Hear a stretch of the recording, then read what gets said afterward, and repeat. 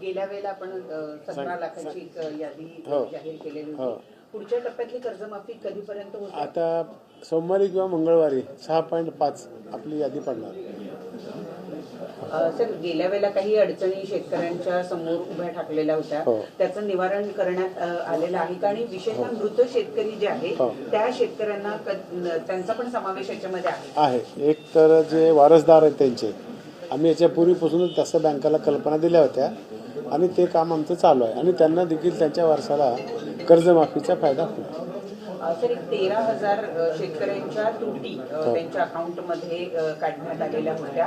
त्यांच्या संदर्भातली प्रोसिजर कशा पद्धतीनं सुरू आहे? काय त्रुटी काय ती बघावं लागेल आणि त्रुटी त्यांच्याकडून काही असतील तर ते करतील किंवा आमच्याकडून सांगायचं आम्ही सांगू त्यांना.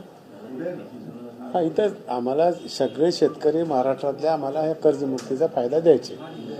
किती दिवस लागतील याची लिमिट सांगता येते, कारण ते जोपर्यंत कागदपत्र देणार नाही तोपर्यंत आम्ही करू शकणार नाही. सर, एक संभ्रम आहे शेतकऱ्यांच्या मनामध्ये की या शेतकरी कर्जमाफीची काही लिमिट आहे का? शेवटच्या शेतकऱ्याला सुद्धा म्हणजे पुढच्या 1-2 महिन्यात काम नाही झालं तर त्याला त्याचा लाभ मिळणार नाही अशी त्याला नाही, शेवट आमचा माणूस संपेपर्यंत देणार. सर, कशा टप्प्यामध्ये हे कर्जमाफी होणार आहे? कशा टप्प्यामध्ये? जे सरांनी सांगितलं की 6-22 आकडेवारी सांगितलं मागल्या वेळेस आपले 22 लाख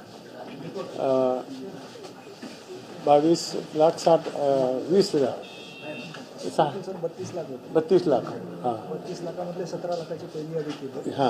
उरलेले 13 लाख आपण DCC बँका आणि कमर्शियल बँकांकडे पाठवलं. त्यांच्याकडनं व्हेरिफिकेशन होऊन जसजसे येतील तसतसे आपण त्यांनाही लाभ देणार आहोत.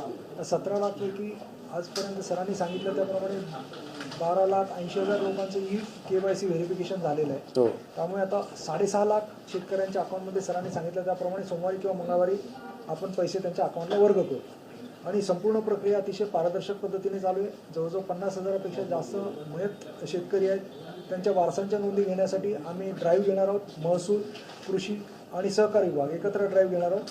आता दुपारी 3 वाजता महसूल मंत्र्यांकडे देखील या संबंधाने मिटिंग आहे. ॲग्रिस्टॅकसाठी देखील मिटिंग आहे. जवळजवळ 2,30,000 शेतकऱ्यांचे जे ॲग्रिस्टॅक नाही आहे त्याचा सुद्धा आम्ही स्पेशल ड्राईव्ह घेणार आहोत आणि ॲग्रिस्टॅक देखील करून घेणार आहोत. आणि शेवटच्या शेतकऱ्याला लाभ मिळेपर्यंत ही शेतकरी कर्जमाफीची योजना चालू राहणार आहे. त्यामुळे यासाठी 1 महिना 2 महिना अशी कोणतीही मुदत नाही असं शेतकऱ्यांनी कृपया करून गैरसमज करून घेऊ नये एवढं आम्ही सहकारी विभागाच्या वतीने आवाहन करतो. ओके. सर, एक चर्चा एक आहे की अभिमन्यू पवार यांचा जो कारखाना आहे त्या कारखान्याला जे कर्ज आहे नियमांची पायमल्ली करत हे देण्यात आले. मला आपल्याला विनंती करायची आहे की नियमाची पायमल्ली नाही. त्या कारखान्याला आपण पहिलेही कर्ज दिलं होतं. त्यांचं काही दुसऱ्या कारखान्याचं कर्ज होतं, लातूरच्या जिल्हा बँकेचं आणि धाराशिव बँकेचं, किंवा त्याचे सगळ्या NOC घेण्यापेक्षा 18 कोटीची मला गरज आहे आणि माझं लोन एकाच ठिकाणी NCDकडे होतं आहे. त्याच्यामुळे त्यांना आम्ही 19 कोटी रुपये काल मंजूर केलेले आहेत.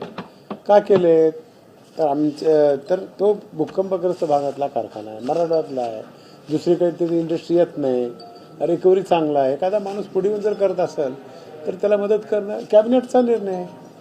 आम्हाला जे शिफारस करायची ते जे बसतात ते आम्ही त्यांना सांगितलं कॅबिनेट देऊ शकतात. कॅबिनेटने घेतलेला निर्णय. त्याची मला माहिती काय कारण नाही त्यांच्या विरोधात जायचं. एखाद्या कारखान्याच्या बाबतीत नियमांची पायमल्ली करून कुठेतरी मदत केली जाते, कारण तो भाग त्या परिस्थिती तिथली गंभीर आहे. अशाच पद्धतीने महाराष्ट्रातले इतर 6 ते 7 कारखाने आहेत, ते आजारी कारखाने आहेत. त्यामध्ये पुनर्जीवन मिळणं गरजेचं आहे आणि त्यांचे प्रस्ताव आपल्याकडे पडवण्यात अशी माहिती मिळते. त्या बाबतीत आपण काय निर्णय? नाही, जिथं कारखान्याला मदत करण्याची गरज होती NCDCसाठी त्या लोकांनी कर्ज मागितलं होतं. NCDCचं कर्ज घेत असताना पहिल्या सुरू एक सांगतो तुम्हाला की हे काही तुमच्या पगारासाठी पैसे देत नाही किंवा उसाचं बिल देण्यासाठी नाही. NCDCकडे कर्ज मागणाऱ्याने कारखान्याचं एक्सपान्शन करायचे आहे, मिल दुसरी टाकायची आहे किंवा कोजन करायची आहे तुम्हाला किंवा CBG टाकायची आहे, नवीन प्रोजेक्ट करायचा असेल, मशीन टाकायचं असेल तर पैसे देतो. आणि मग बाकीच्या जे लोकांनी मागणी त्याने केली तर त्यांच्या असेच आमच्या निदर्शनास आले की उसाचं पेमेंट राहिले आम्हाला किंवा कर्मचाऱ्याचे पगार राहिल्यात, त्याच्यासाठी आपण पैसे देत नाही म्हणून ते पात्र नाही. कुणाला टाळायचं काही कारण नाही.